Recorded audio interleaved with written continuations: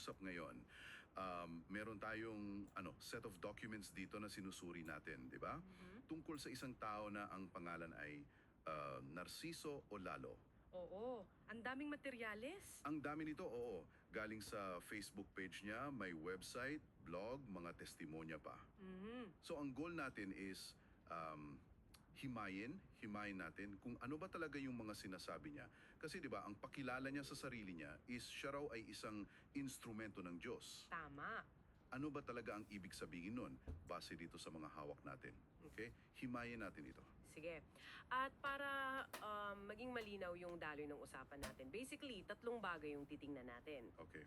Una, yung mission daw Mm. na bigay sa kanya. Pangalawa, may tatlong parang special na kakayahan siya. Oo, yung part na yon. At pangatlo, may isang specific na example, isang case study kung paano raw niya ginamit yung mga yon. At syempre, paalala lang na lahat ng sasabihin natin galing lang dito sa mga dokumento. Okay, sige. Simulan natin dun sa pundasyon, sa mission niya. Kasi pagbukas po pala ng Facebook page niya, ito agad yung bubungad sa'yo, yung description. Number one instrument used by God in spreading the truth. Ang bigat ng claim na yan. Sobra, napakalaking claim. Pero yung pinakautos daw sa kanya ng Diyos, ito babasahin ko. You can heal and preach the people, but no money should be collected. So bawal maningil. Bawal. It should be absolutely free. So libreng pagpapagaling, libreng pangangaral. Pero parang may catch, di ba? Exactly. Hindi siya libre in the usual sense. Kasi yung bayad, hindi pera eh. Anong bayad? Ang bayad, pananampalataya. At napaka-specific. Sinasabi sa mga dokumento na yung kapangyarihan daw niya, gagana lang kung naniniwala ka sa dalawang bagay. Okay, ano yung dalawa? Una, kailangan naniniwala ka kay Hesukristo. Pangalawa, at ito yung pinaka-importante sa sistema niya, dapat naniniwala ka na siya, si Narciso Olalo, ang piniling instrumento. Ah, Kumbaga, parang two-factor authentication para sa milagro. Kung isa lang dyan, yung meron ka or wala, walang epekto. wow. So yung libre pala may kasamang parang buy-in. Kailangan mong maniwala sa kanya mismo, personally. Oo, yung authority niya, kasing halaga ng divine authority na nire-represent niya. Gets? So, ang tanong ko ngayon, paano yan to pinapakalat? Kasi hindi naman ito yung parang sa maliit na kapilya lang, di ba? Ayun, dito na pumapasok yung modernong diskarte at ang fascinating dito kung paano niya ginagamit yung mga platform na araw-araw nating nakikita. Social media. Oo, nakapodcast siya, may YouTube channel, at sobrang active sa Facebook Live.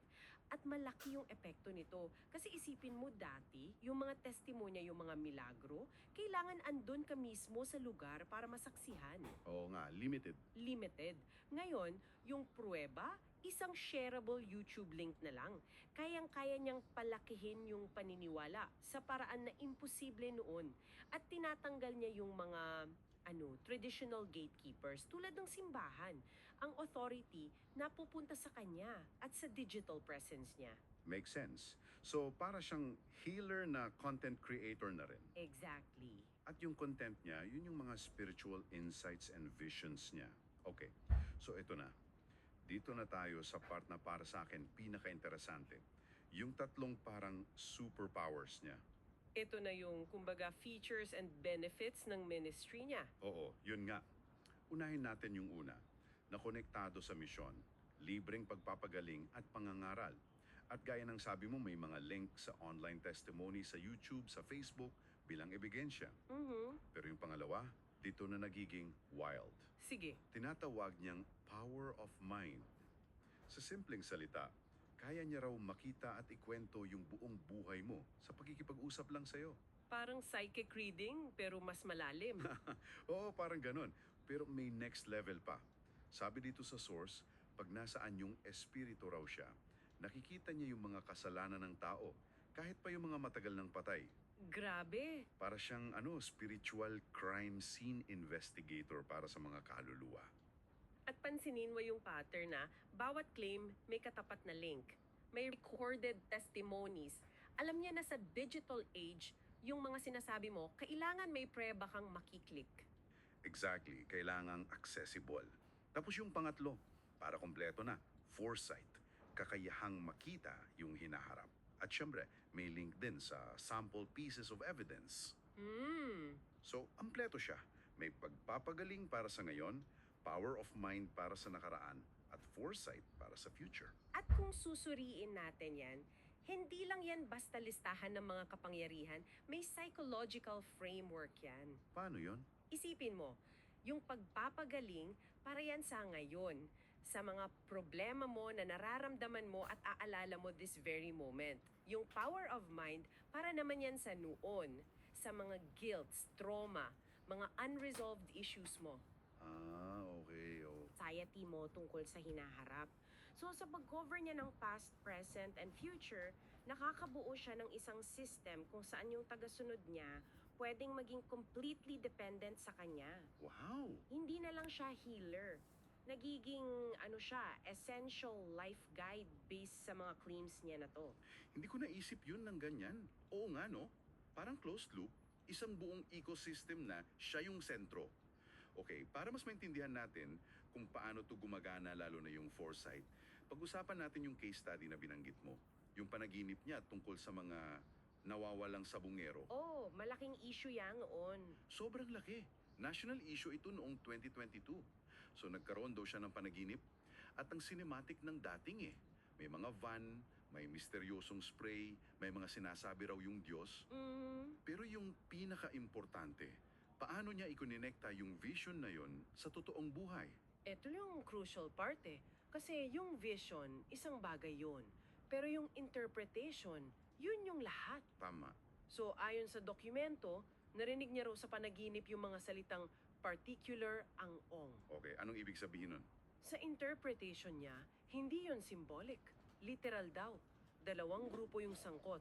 Yung particular, isang tao, at yung ang, isa pa. Dito na niya idinirekta yung atensyon. Saan? Ikinonekta niya yung salitang ang sa pangalang Atong Ang na noong mga panahong na yon, laging laman ng balita at ng Senate investigation. Teka, so sobrang specific. Hindi siya nag-issue ng isang malabong propesiya. Hindi. Nagbanggit siya ng pangalan na pinag-uusapan na ng lahat. Precisely. At isa itong classic rhetorical technique. Kumuha siya ng isang issue na mainit na pinag-uusapan ng buong bansa at ipinasok niya yung vision niya sa gitna ng narrative. Sa pagbanggit niya ng pangalan na nasa news na, hindi lang siya basta nanguhula. Sinasabi niya na may solusyon siya sa isang misteryo ng kasalukuyan. Parang sinasabi niya na, Parang sinasabi niya, habang nag-iimbestiga yung Senado, binigay na sa akin ng Diyos yung sagot. Nagiging mas immediate and relevant yung foresight niya. grabe. Paano yung ibang detalye? Yung spray, yung nakita niyang tubig? Same pattern. Yung spray naging pampatulog para sa mga biktima sa loob ng van. Yung nakita niyang malawak na tubig, yun daw yung posibleng tapunan ng mga katawan. Wow! Bawat symbolic na elemento sa panaginip, binigyan niya ng concrete, real-world application na akmang-akma doon sa mga teorya na umiikot na rin naman sa publiko. Masterful yung paghahabi niya ng supernatural sa natural. Sandali lang. Isipin mo, ikaw yung pamilya ng isa sa mga nawawala. Desperado ka para sa sagot. Tapos, makikita mo tong video o blog post na to. Nag-aalok siya ng isang napaka-specific na sagot sa tanong na kahit yung mga otoridad hindi masagot. Oo. Maiintindihan mo kung bakit napaka-powerful at compelling nito para sa isang taong nasa ganong sitwasyon. Absolutely. Kasi binibigyan ka niya ng divine certainty sa panahon ng matinding uncertainty. Yun yung emotional core ng appeal niya. So pagkatapos ng lahat ng to, yung mga extraordinary claims, pagpapagaling, pagbabasa ng isip, paglutas ng krimen gamit ang vision, ano yung end game? Tama. Ano yung gusto niyang gawin ng tao? Kasi for sure, hindi lang to for entertainment. Ayun na. Dito na papasok yung call to action. Kung yung mga milagro at visions ang sabihin na nating marketing campaign, Okay. ito na yung produkto na gusto niyang i-avail mo. At nakalista sa sources yung 3 bagay na utos daw ng Diyos na gawin ng mga tao. Okay, at ito ay ang number 1, Magsisisi sa lahat ng kasalanan. Repent. Mm. Number 2, baguhin ang buhay Kristiyano. Renew. At number 3, magkaroon ng matinding pananampalataya sa Kanya. Have great faith. Oo. Repent, renew, faith.